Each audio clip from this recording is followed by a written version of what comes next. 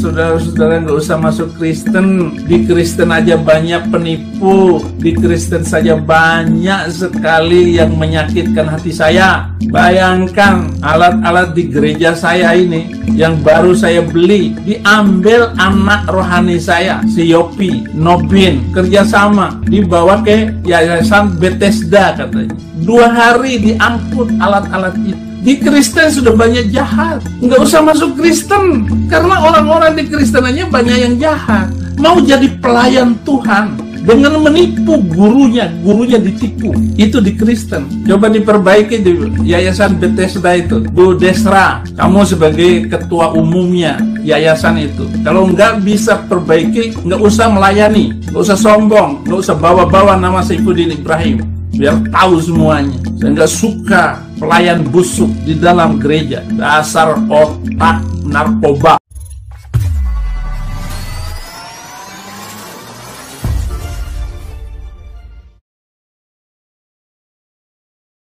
Sahabat madrasah, barusan saya mendapatkan informasi ini yang dulu membuat ulah. Pendeta Saifuddin Ibrahim mengungkapkan kekecewaannya selama menjadi pemeluk agama Kristen. Dia merasa kecewa sehingga ini ramai beredar di media sosial bahwa di internal Kristen itu sendiri banyak penjahatnya dan banyak pencurinya. Saya sih tidak kaget. Pernyataan ini sontak dong membuat netizen heboh. Pasalnya pendeta Saifuddin sendiri kan orang yang murtadin lah ya, orang yang murtad dan menjadi pendeta. Tak hanya itu, dia ini sangat benci dengan Islam, benci dengan Nabi Muhammad. Sehingga biasanya pendeta Saifuddin Ibrahim ini kerap meninggikan citra agama Kristennya, kemudian nganjelekan, menghina agama Islam. Tapi kali ini beda, sehingga ramai ini. Bahkan Saifuddin Ibrahim ini pernah mengaku ditipu oleh oknum dari orang Kristen sendiri, dan itu disampaikan dengan melarang orang untuk masuk ke agamanya dia, agama yang dia saat ini. Sehingga pernyataan itu disampaikan Ibrahim, kemudian videonya ini disebarkan oleh orang sehingga menjadi ramai. Ya, kita simak videonya.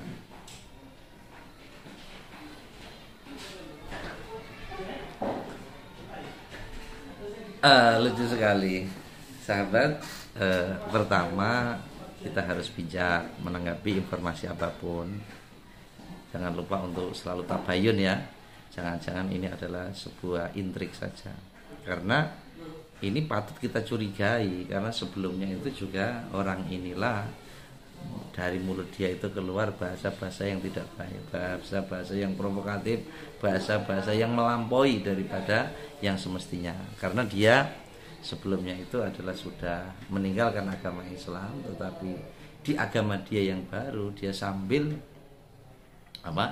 memfitnah ya, bukan menyampaikan kejelekan, karena memang kejelekan yang disampaikan itu adalah tidak nyata, sehingga sebuah fitnahan. Nah, kalau saya yakin orang yang semacam begini ini kalau tidak bisa menjaga mulutnya, yaitu nanti ya yang menerkam dia sendiri itu ya mulutnya itu sendiri. Karena kita ketahui dari ulah sebelumnya dia minta penghapusan 300 ayat di dalam Al-Quran itu kan ya sudah tidak waras itu.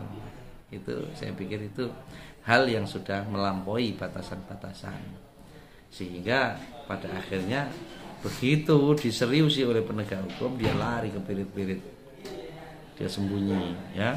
Kabarnya terakhir masih di Amerika. Nah ini karena mungkin ya tidak tahu apakah memang penghasilannya itu dari membuat ulah, membuat onar, sehingga itu menjadi berita yang mungkin bisa mengenyangkan perutnya. Tetapi kalau kita tilik dari sisi kemanfaatannya tidak ada. Terus lalu apa tujuannya dia membuat semacam itu? Kita orang Islam mah tidak harus mencari kekurangan agama lain. Dan kita pun yakin kalaupun ada orang Kristen yang begitu itu ya bukan karena suruhan agamanya, bukan salah agamanya, bukan ya. Meskipun kita tidak mengatakan kalau Kristen itu agamanya yang benar. Tapi kalau orang itu sampai melakukan pencurian yang dia sampaikan, di sana banyak orang jahat, itu ya bukan karena kesalahan agama, tetapi oknum, termasuk ya dia kok sampai masuk Kristen itu ya saya pikir bukan kontribusinya kepada Kristen, tetapi juga malah justru menjadikan terpuruk. Nah orang-orang yang semacam begitu ya mau tidak apa-apa, dia keluar Islam itu ya haknya dia, tidak apa-apa itu ya. Karena di dalam Islam itu saya sendiri yakin kalau orang-orang kok keluar sampai dari Islam itu mesti orang tidak begitu paham terhadap agamanya. Kalau orang itu paham dengan agama Islam, tidaklah ya. Selain juga hidayah, memang, tetapi kalau logikanya logika waras itu saya pikir akan tidak mudah untuk melakukan itu, apalagi setelah dia murtad itu melakukan banyak hal yang ini sudah sering saya reaction bahwa ulahnya itu sudah melampaui batasan-batasan. Saya pikir begitu saja berita yang cukup heboh ini, kita tidak terlalu mikir lah ya. Yang penting justru dengan ada kejadian ini kita mengambil hikmah. Mungkin Pak Saifuddin kalau mendengarkan video saya ini, tolong Anda ini sedikit mau melihat dalam introspeksi diri Anda. Karena sejatinya Tuhan Allah Subhanahu wa taala memberikan kita dua telinga dengan satu mulut ini supaya kita proporsional.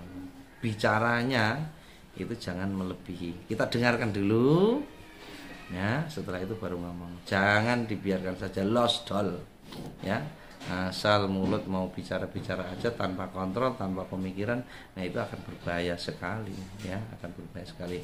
Bahaya untuk diri Anda, bahkan juga akan bahaya untuk agama Anda dan mungkin orang-orang yang di sekeliling Anda. Semoga lekas sadar diri, kemudian menebus kesalahan-kesalahan yang tidak baik selama ini, diikuti dengan hal-hal yang baik. Semoga kita semuanya bisa meningkatkan kebaikan di setiap diri kita. Salam sehat. Assalamualaikum warahmatullahi wabarakatuh.